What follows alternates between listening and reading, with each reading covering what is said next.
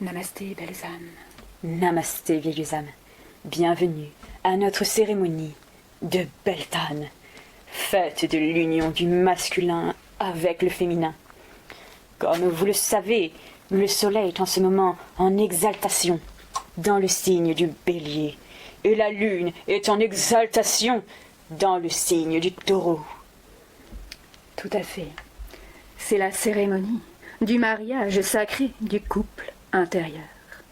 Nous allons donc vous guider afin d'accomplir le grand rituel de la fécondation magique par la lumière qui donnera naissance à des fruits célestes.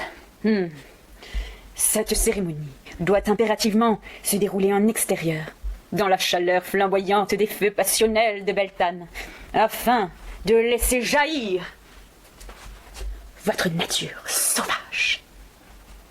Je vous invite à placer sur votre autel le symbole de la nature indomptable et luxuriante, symbole de l'abondance. Vous placerez également un symbole de la sauvagerie animale, contenu par exemple dans l'essence de cette plume d'oiseau sauvage. Vous placerez également le symbole de Cernunnos, bien entendu, le dieu cornu, qui va ensemencer le féminin grâce à sa virile puissance qui redressera le lingam de tous les hommes. Oh. Et nous allons à présent représenter le féminin sacré, incarné par la déesse, dont les entrailles sacrées vont servir de réceptacle et être le foyer de l'étincelle qui va activer la Kundalini dans une extase digne de la création.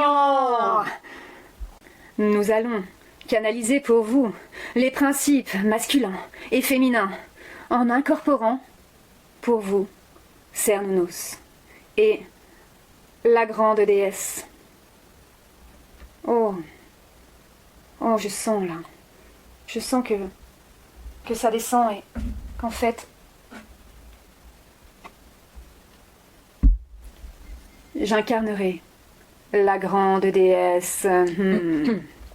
Je nous propose plutôt de faire un tambour, afin de laisser le souffle divin s'exprimer plus naturellement.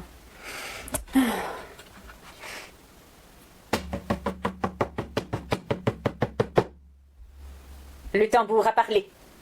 Je serai donc la grande déesse. Et toi, Setia, tu auras l'honneur d'incorporer le grand cornu. Quel cadeau. Ouais, mais bon, c'était déjà moi qui l'avais fait l'année dernière. Tu te souviens, on avait dit qu'on faisait une année sur 2. Oh, Setia, le tambour a parlé. Accueille plutôt la médecine de cette énergie solaire, masculine, émissive et rayonnante que tu connais si bien. Et je serai la lune dans son éclat, dans sa sensibilité et sa réceptivité, l'intuition féminine, la douceur incarnée. Je porte tellement bien ces qualités lunaires d'écoute bienveillante, réceptacle maternin enveloppant, dans l'accueil de toute la palette des émotions, sans jugement de valeur ni comparaison bien sûr. Oh, cette fertilité qui bouillonne en mon sein et me traverse. Eh ben alors, l'Amazone, qu'est-ce qu'il y a? Tu as perdu ton sein? Me cherche pas trop, langue de vouivre. Sinon, je t'assure que demain, tout le monde croira que t'as couché avec Héphaïstos. Oh! Par la chevelure de Morgane! C'est quoi ce langage de mange-mort? Moldu, va.